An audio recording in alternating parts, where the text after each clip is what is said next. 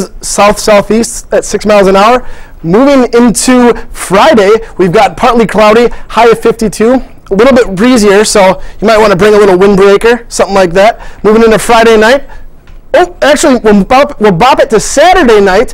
We've got a high of 63, which will be the warmest day of this weekend, but also the rainiest. So if you're headed downtown Saturday at all for any reason, if you're shopping or enjoying some alcoholic beverages, be sure to bring a waterproof jacket. Moving into Saturday night, we're partly cloudy, not that there's any sun, but we have a low of 48 and a wind of 16 miles an hour to the south, so better keep that windbreaker out. Moving into Sunday, we've got showers, so hopefully you still have that waterproof jacket, keeping you dry. It's a high of 53, and it just keeps getting windier and windier, folks. I don't know what's going on out there. Moving into Sunday night, it's partly cloudy, low of 27. This will be the coldest night. As they say, winter is coming, so get ready. It's almost here. We've got winds coming out of the northwest at 8 miles an hour. But coming up next, we have Katie Butson with a look more at exploring lacrosse. Thank you, Cole. It looks like an exciting weekend. I'm joined here by the lovely Kayla S, and she is the founder of Lacrosse's newest segment, Exploring Lacrosse. So Ashley, tell me a little bit more about what this segment is about. So basically what Exploring Lacrosse is a group of people go out and we find a specific location, and then in that location we talk to people, the owners, employers, customers, depending on the location, depends on exactly who we talk to, but we get to know not only the place but the people who are there and figure out what exactly there is to do there. Basically exploring lacrosse.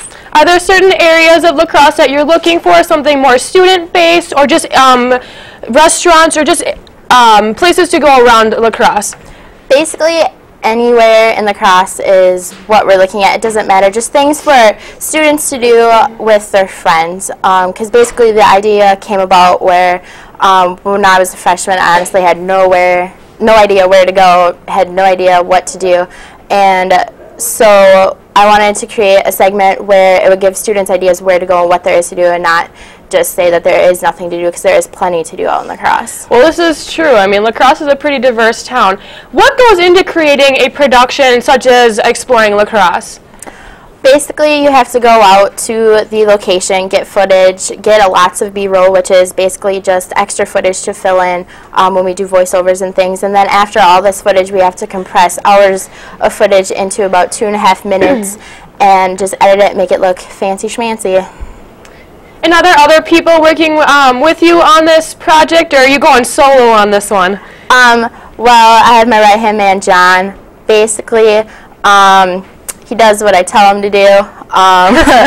Lady in charge. Oh yeah, gotta be bossy. But basically, we both go out and we both explore this, and then we ask other students in the class as well to join us. So it's more like friends going out, so students see that like you can go to these places with your friends. And I know Exploring Lacrosse is a fairly new segment on WMCM. Do you predict that this will be a permanent section on WMCM? I sure hope so. I honestly love going out and meeting all these new people, seeing other people join me and getting to know other people in the class. I think it's a really, really great segment to find what there is to do and to meet new people. And what do you speculate for the future of Exploring Lacrosse? What places are you looking at? Well, I know that we are filming The Pearl currently, and that will be on next week's weekend review. We also are going to go to like Shenanigans, I don't know, tons of places. We're looking at other sweet shops. We're looking at a Under 21 downtown episode where all the things you can do when you're not of age. Coffee shops, pottery places, basically everywhere. I don't know. We're going to get out and about. Well, that sounds really fun. What has been your favorite part on working on this project? Well, honestly, I'm looking forward to shooting The Pearl, because who does not love ice cream? Tell you that. Well, that sounds like a great time. And tune in next week to see UW Lacrosse, Exploring Lacrosse's segment, and we'll be right back after Perfect Pets.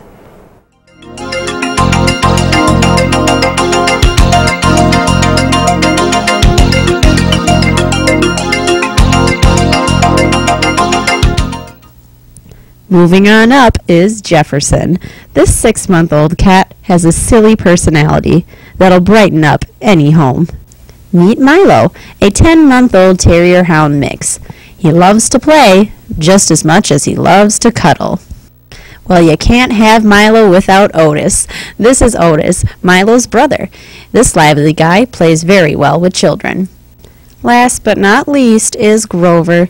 Grover has been here far too long. He's a wonderful cat that deserves a home of his own.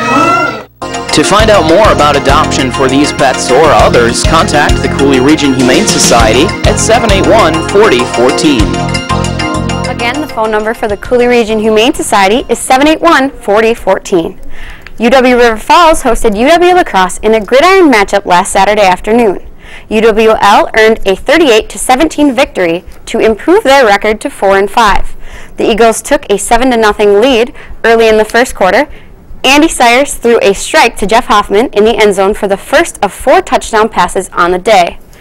In the second quarter, Sayers threw Hoffman a 2-yard touchdown pass to give the Eagles a 17-0 lead over the Falcons.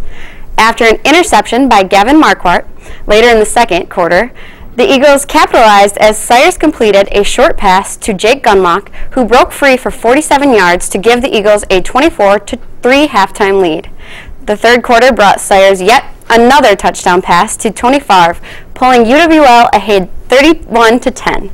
Kelly O'Leary dropped the hammer with a 3-yard touchdown run with under 7 minutes to play in the fourth quarter. That would be the final blow, and the Eagles left River Falls with a 38-17 victory. Sayers was 18 of 28 passing for 322 yards, 4 touchdowns, and only 1 interception. Leading the Eagles on the ground was Jake Perner with 52 yards, rushing on 17 carries. The Eagles will square up with UW Whitewater at 1 p.m. on Saturday as they celebrate Veterans and Senior Day in their final game at home this season. We move from the gridiron to the hardwood now, where UWL women's basketball team faced off against UW-Madison in an exhibition game last Thursday at the Kohl Center. The Badgers started the game hot, scoring the first 4 points of the game before Brianna Radovich sunk at a 3-point shot for the Eagles. The Badgers led 6-3, but UWL took 1-point lead after Aaron Levenhagen and Radovich pulled them ahead. Wisconsin scored 13 unanswered points, bringing the score to 19-7. UWL attempted to recapture momentum as Maggie Bishop and Marina Nealand hit a couple of baskets to cut the deficit down 21-12. The Badgers maintained control, however, and played suffocating defense to finish the half with a 40-15 lead. La Crosse cut the Badgers' lead down to 46-25 with just over 6 minutes to play in the second half. But after a long fight, Madison took the game 90-39. Join UWL as they open their regular season Friday, November 16th at the UW-Eau Claire Tip-Off Tournament. We dive ahead now to the UWL men's swimming and diving team. The team began their 2012-2013 season last Saturday at the Cows, Colleges, and Contentment Classic at Carleton College.